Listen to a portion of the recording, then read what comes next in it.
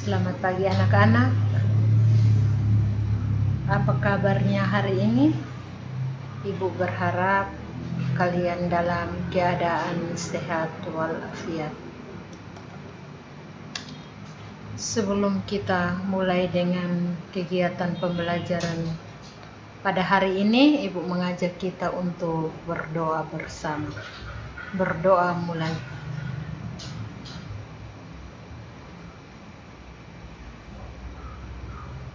Berdoa selesai. Anak-anakku sekalian, hari Rabu kemarin tanggal 26 Agustus kalian telah mengikuti ulangan harian pertama mata pelajaran prakarya kelas 9. Namun ada banyak yang belum tuntas.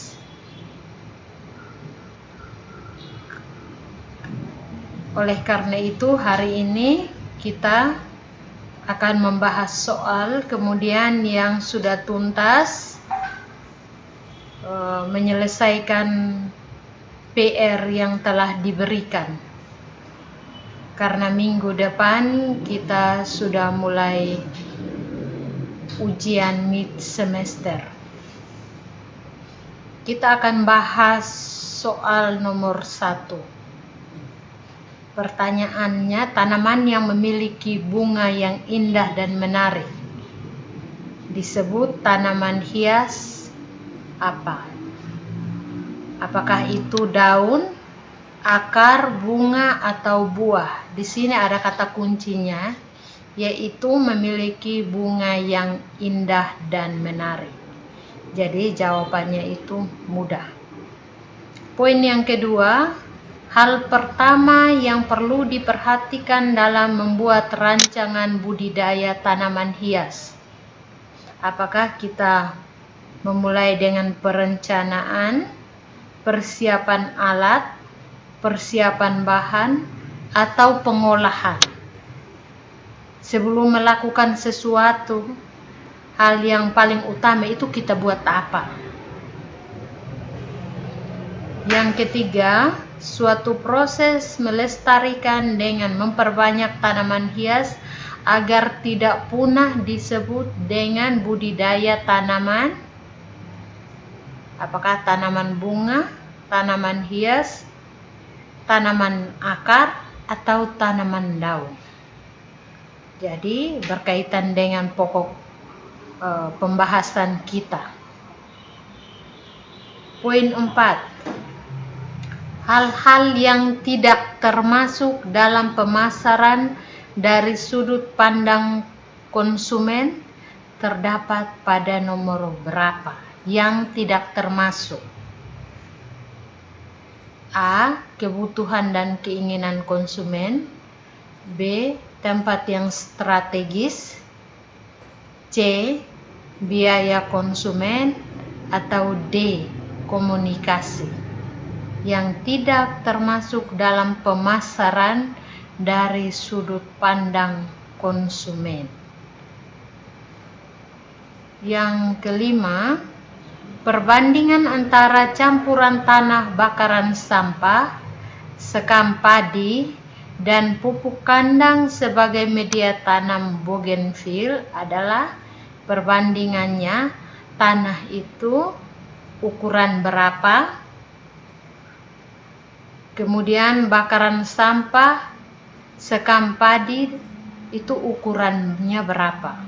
Apakah 1:1 berbanding 1 berbanding 1, 1 berbanding 1 berbanding 1, dan berbanding 1 itu ukurannya sama?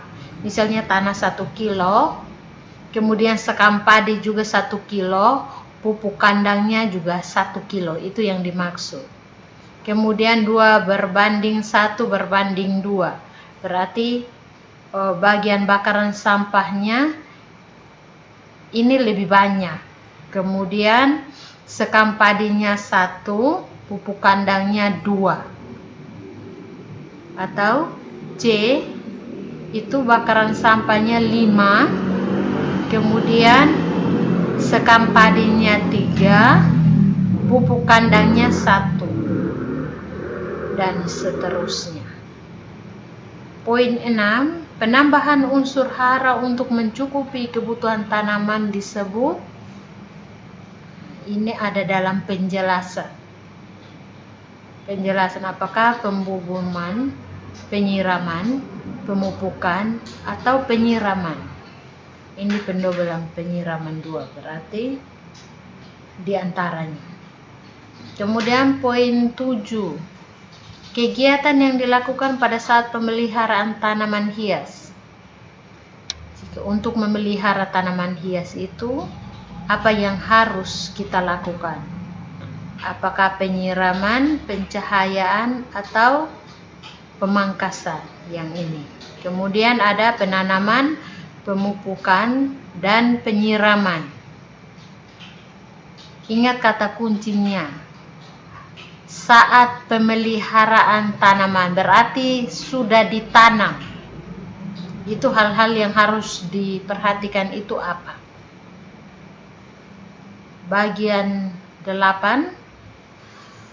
Berikut ini tanaman hias yang dapat diperbanyak dengan cara stek. Bunga matahari dan mawar, puring dan asoka, bunga dahlia dan asoka, atau anggrek dan bougainville. Nomor 9. Teknik penggabungan dua tanaman yang berlainan sehingga menjadi tumbuhan baru disebut stek, biji, penyambungan, atau perundukan. Menggabungkan dua tanaman yang berlainan menjadi tumbuhan yang baru.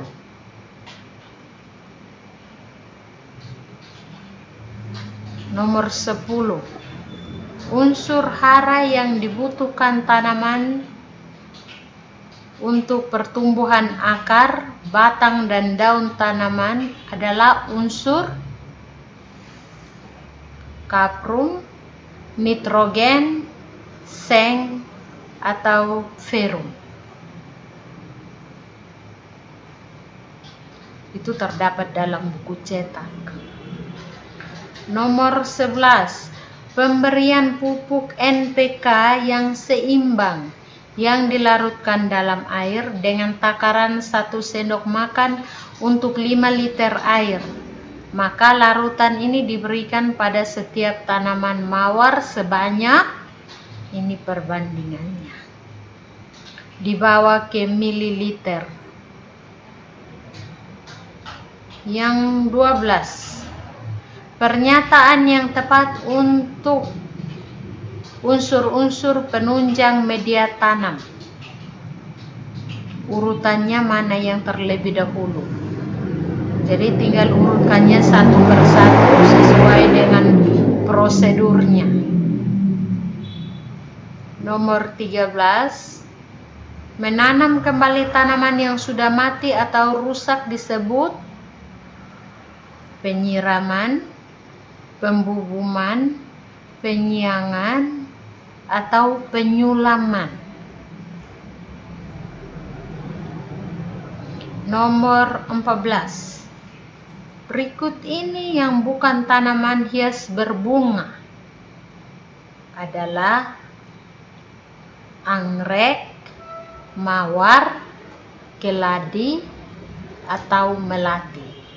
Tanaman hias bunga tapi tidak memiliki bunga, tanaman hias berbunga. Jadi yang tidak termasuk. Nomor 15. Penyiangan merupakan bagian dari tahap penanaman, pemupukan, panen, atau pemeliharaan. Itu termasuk tahap yang mana? Penyiangan. Nomor 16. Pemberian pestisida harus diaplikasikan sesuai dengan kebutuhan, standar tumbuh tanam, serta kondisi lapangan yang tepat. Artinya harus memenuhi standar tepat. A. tepat waktu, B. tepat dosis, C. tepat pembibitan, atau D. tepat sasaran. Pemberian pestisida, pemberian pupuk, itu yang dimaksudkan. Nomor 17, Pak Yos Uswoko memiliki sebuah pot yang masih polos dan tidak berbentuk. Beliau ingin menjual pot tersebut. Namun, karena bentuknya masih polos, maka tidak ada yang berminat untuk membeli pot tersebut. Berkat kejeniusan seorang anak muridnya yang menyarankan agar pot tersebut dicat dan diberi gambar, maka pot tersebut berhasil dijual dengan harga yang mahal.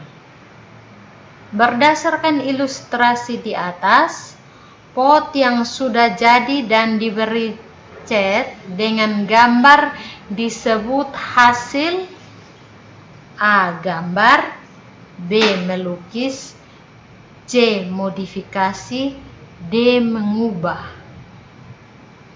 Jadi pot yang sudah ada kemudian dipoles lagi, itu namanya apa? Nomor 18. Bacalah ilustrasi berikut. Ini pertanyaannya. Berdasarkan ilustrasi tersebut, solusi yang tepat untuk melancarkan usaha Ibu Adriana.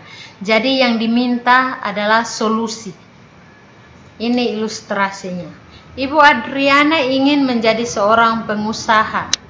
Niatnya itu dibuktikan dengan membuka usaha menjual bunga di El Tari. Setiap hari ia selalu dikelilingi tanaman yang akan dijual. Usahanya itu pun selalu laris dan memiliki pemasukan per hari sekitar 2 juta rupiah. Namun, karena banyak orang yang melakoni usaha yang sama, maka penghasilannya sangat merosot. Ia tidak ingin berpindah ke usaha lain karena stok tanaman yang dijual masih banyak. Beliau kewalahan untuk mencari solusi agar usahanya tetap lancar. Namun, ia mengalami kendala dalam mencari solusi. Berdasarkan ilustrasi tersebut, solusi yang tepat untuk melancarkan usaha Ibu Adriana adalah A. buka usaha baru, B. tutup usaha tersebut, C. menyuruh orang lain jangan menjual, D. melakukan promosi dan menambah koleksi tanaman. Nomor 9. Masih dalam bentuk cerita ilustrasi. Sebelum membuka usaha, Nona Linda pergi ke Bogor untuk melihat tanaman di Kebun Raya Bogor. Setibanya di sana, ia memiliki niat untuk membuka usaha budidaya tanaman hias. Berdasarkan ilustrasi tersebut, prinsip utama yang harus diperhatikan sebelum merancang sebuah usaha adalah A. membandingkan ide, berarti membandingkan ide yang satu dengan ide yang lain. B. memilih ide, berarti idenya sudah ada, tinggal memilih satu di antara yang lain. C. mencari ide. D. menukar ide, berarti ide sudah ada, kemudian ditukar lagi. Itu yang dimaksud. Ini mudah. Nomor 20, bacalah ilustrasi berikut. Ibu Tuti seorang pasien yang menderita sesak napas.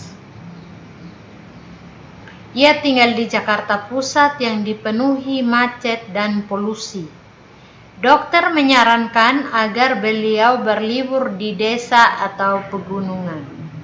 Beberapa hari setelah keluar dari rumah sakit, ia memutuskan untuk berlibur ke Gunung Mutis. Berdasarkan ilustrasi di atas, alasan dokter menyuruh Ibu Tuti berlibur karena A. Rumah sakit banyak virus. B. Pegunungan udara segar. C. Jakarta banyak polusi. D. Jakarta macet. Ya, demikian pembahasan soal kita pada pagi hari ini. Anak-anak yang belum tuntas, silahkan mengerjakan ulang kembali soal yang ada. Kemudian, Ibu ingatkan sekali lagi bagi anak-anak yang belum mengumpul tugas budidaya tanaman hias, agar segera mengantar ke sekolah buku tugas sekaligus tanaman hias yang sudah ditanam di rumah. Datang ke sekolah pakaiannya bebas, menggunakan masker. Jangan lupa bawa buku tugas sekaligus tanaman hias yang sudah dibudidaya. Demikian pertemuan kita pada pagi hari ini. Sebelum mengakhiri pembelajaran, Ibu mengajak kita untuk berdoa bersama. Berdoa mulai.